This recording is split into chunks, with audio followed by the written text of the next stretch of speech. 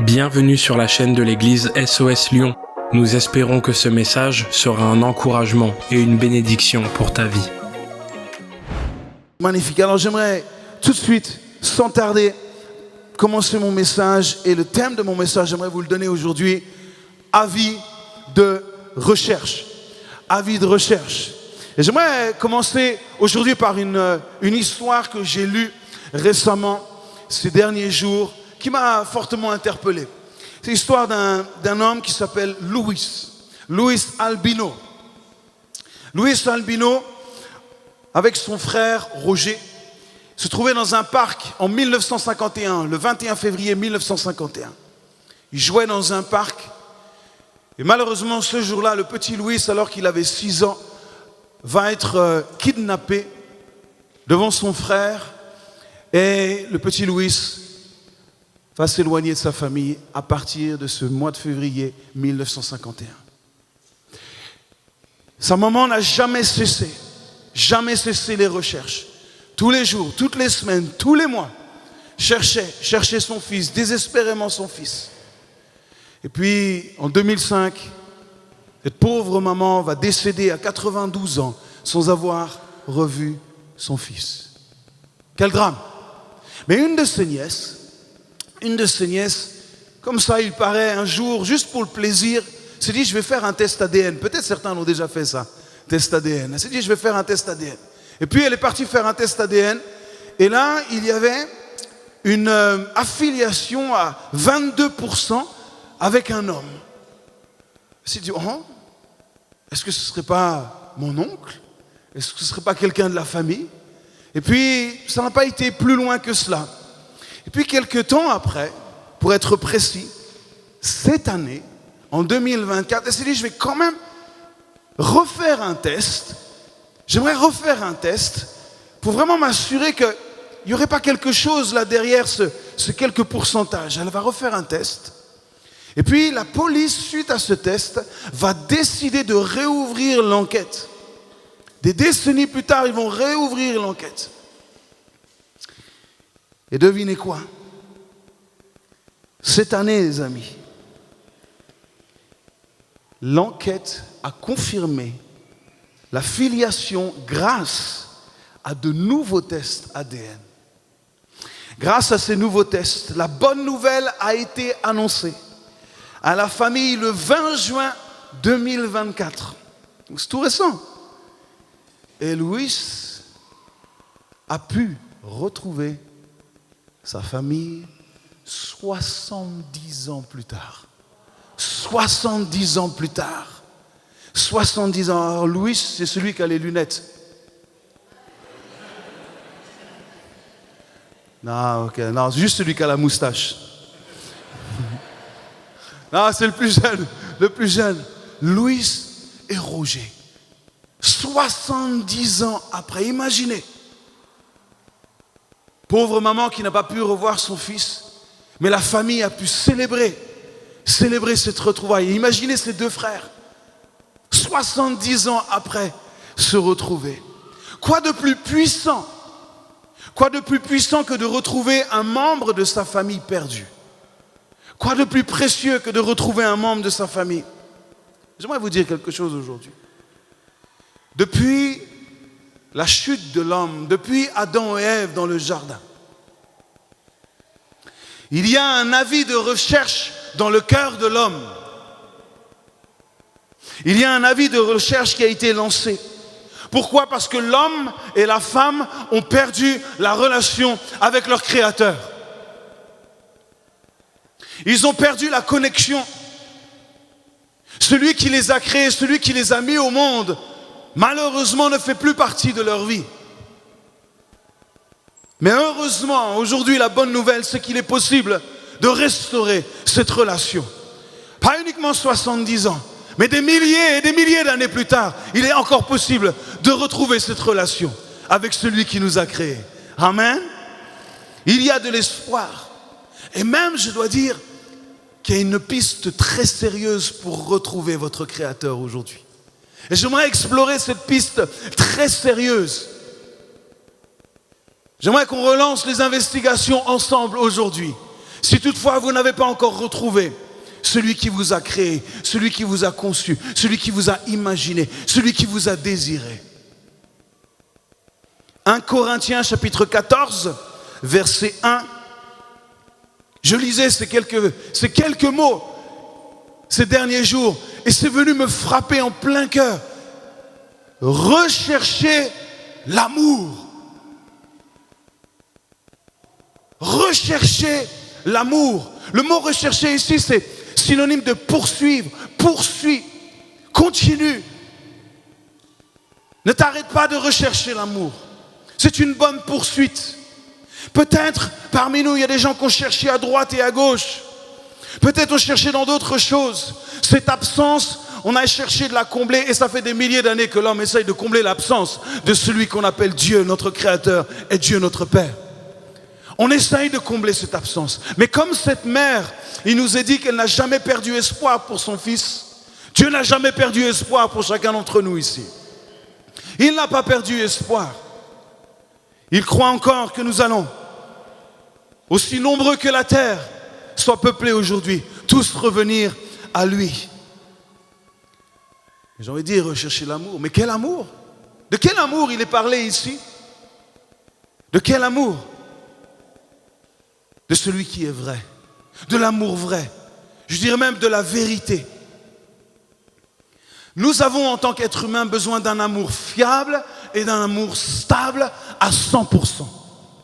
Peut-être tu dis, mais est-ce que ça existe encore ça aujourd'hui? J'aimerais te dire non, parmi les hommes cela n'existe pas. Mais celui qui t'a créé détient cet amour. Cet amour fiable. Malheureusement, cet amour nous a été arraché, dérobé par la désobéissance, par le péché. Cet amour a été rompu, cette relation entre un père, entre un Dieu et sa création a été rompue, brisée. Mais il nous faut continuer à rechercher cet amour.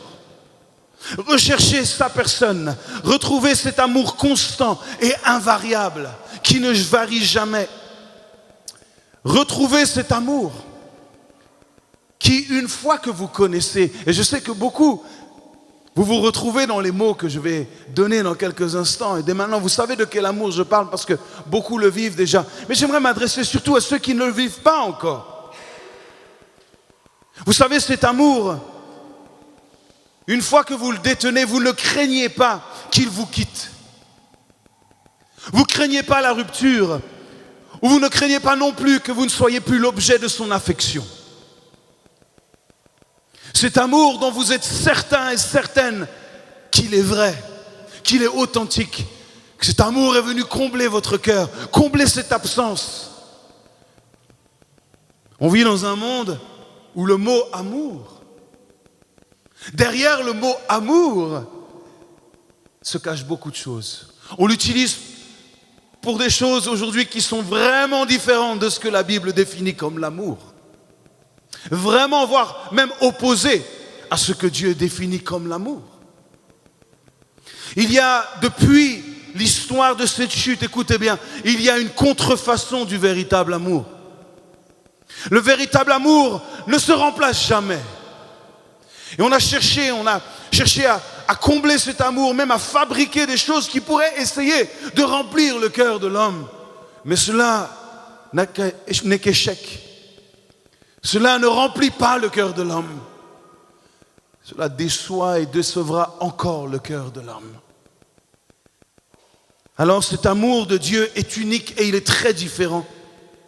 Très différent même du lien émotionnel que nous pouvons avoir dans un couple, dans une famille, de relations parents-enfants. Cela dépasse même cet amour-là qui, je crois, vous qui êtes parents, vous qui êtes mariés, est très fort. Mais l'amour de Dieu dépasse tout cela. Son amour ne dépend pas de notre réponse à son amour, ni même de nos actions.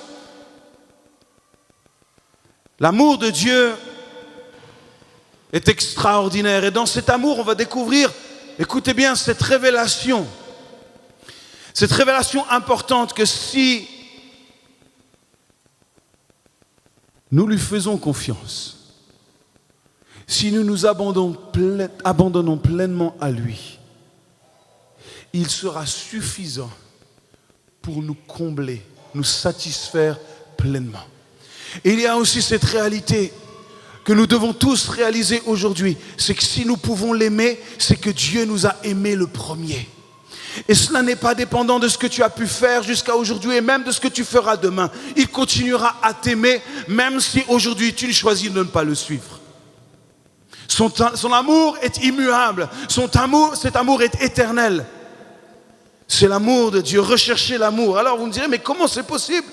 Comment rencontrer cet amour ? Comment vivre cet amour ? Moi j'aimerais me connecter à cet amour. Alors j'aimerais vous dire aujourd'hui, comment Dieu peut-il agir de cette manière dans ma vie ? Comment est-ce possible que ce Dieu qui paraît si lointain peut finalement combler mon être ? Comment c'est possible ça ? L'amour de Dieu, peut-être ça va te sembler étrange ce que je vais dire maintenant, mais l'amour de Dieu est premièrement spirituel et non émotionnel. Et ça c'est important de le comprendre, parce que quand nous parlons d'amour, forcément nous pensons à nos émotions. Qu'est-ce que cet amour peut m'apporter ? Qu'est-ce que cet amour va changer véritablement dans ma vie ? Je veux ressentir cet amour. Mais l'amour de Dieu dépasse même ce que tu peux ressentir, dépasse même ton intelligence, dépasse même ta compréhension de ce qu'est l'amour aujourd'hui. Bien plus grand que cela. L'amour de Dieu est un amour spirituel. Alors peut-être pour certains aujourd'hui, mais l'amour spirituel peut sembler un peu irréel. Qu'est-ce que ça veut dire ça, de l'amour spirituel ? Moi je veux ressentir l'amour, moi je veux vivre l'amour. Je suis un être humain, je veux vibrer.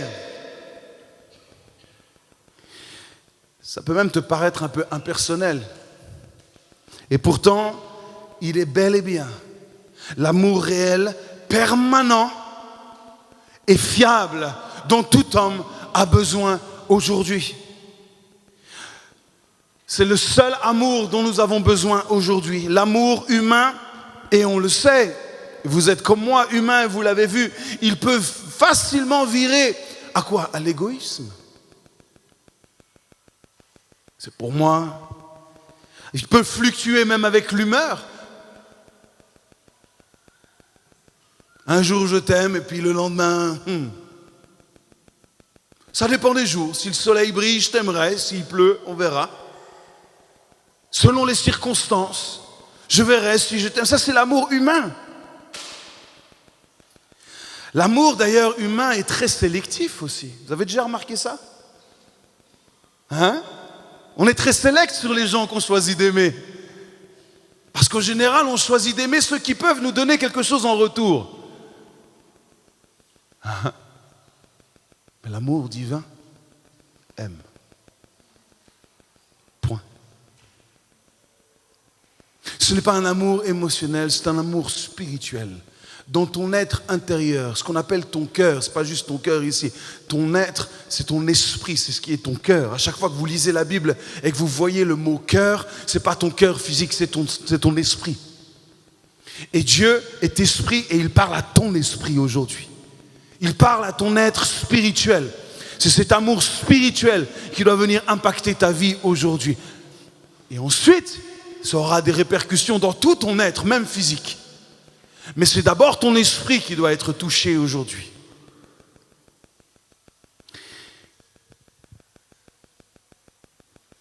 L'amour de l'homme est tellement variable.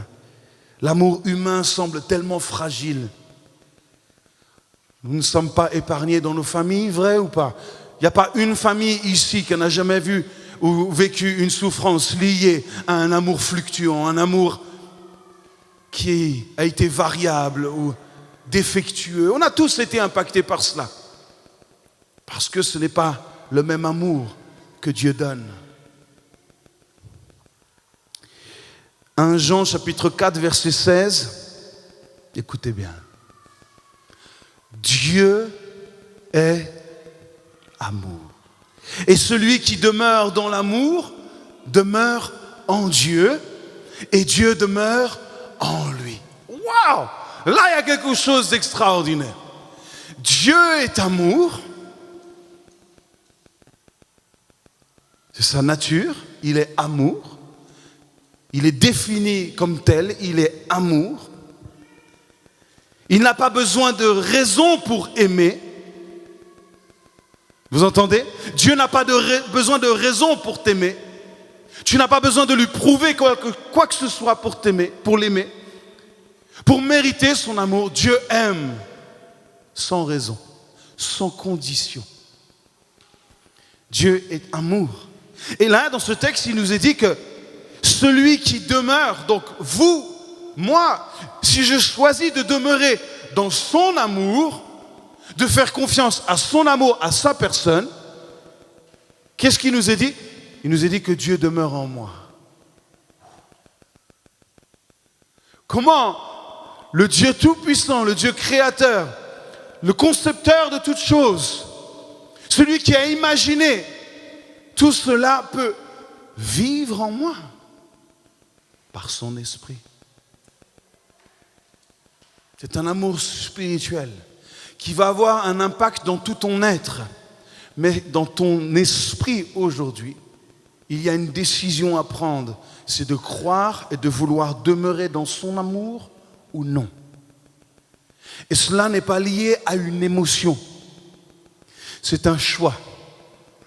Un choix de lui faire confiance. C'est une décision que nous pouvons tous prendre aujourd'hui. Et cet amour du Père en grec, il est défini avec le mot agapé. Je sais que pour certains, vous êtes familiers avec cela.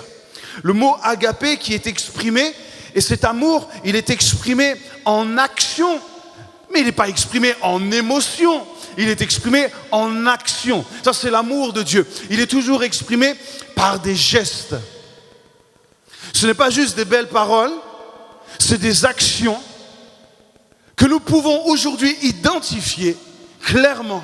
C'est pour ça que je vous dis, il y a des preuves, il y a des pistes sérieuses que j'aimerais vous présenter aujourd'hui. Vous êtes et nous sommes tous en recherche. Et peut-être aujourd'hui, certains, vous êtes là, votre vie est perdue, votre être intérieur est perdu. Vous cherchez à droite et à gauche, vous cherchez une direction pour votre vie, vous cherchez un sens à votre vie, vous cherchez la raison de votre existence ici-bas. J'aimerais vous dire, la raison de votre existence ici-bas, c'est de demeurer dans son amour et que lui demeure en vous. Ça, c'est la raison de votre existence. Et tant que vous n'aurez pas découvert cet amour-là, vous continuerez à chercher, à combler cette absence.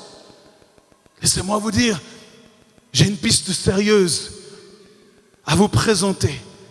Vous allez trouver, si vous choisissez, d'ouvrir votre cœur, votre esprit à l'amour de Dieu. Cet amour, c'est ce qu'il a de meilleur à offrir à l'homme. Et d'ailleurs, c'est même ce qui rend l'homme meilleur.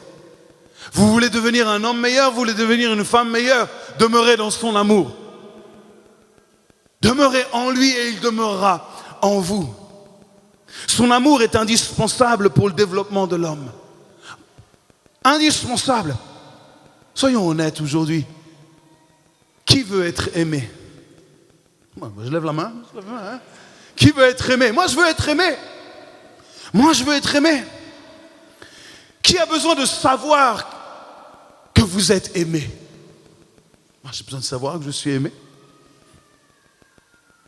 Il y en a qui n'osent pas encore.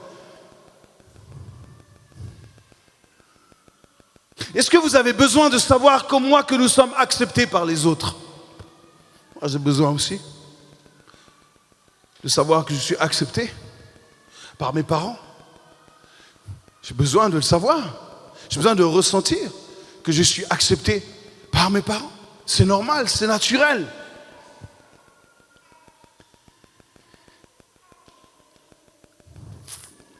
Mais le plus grand besoin dont tu as besoin aujourd'hui et dont nous avons tous besoin aujourd'hui, c'est de savoir une seule chose. Écoute bien, ouvre bien tes oreilles, ouvre bien ton esprit. Tu as besoin d'une seule chose aujourd'hui, c'est de savoir que Dieu t'aime et que tu es accepté par lui.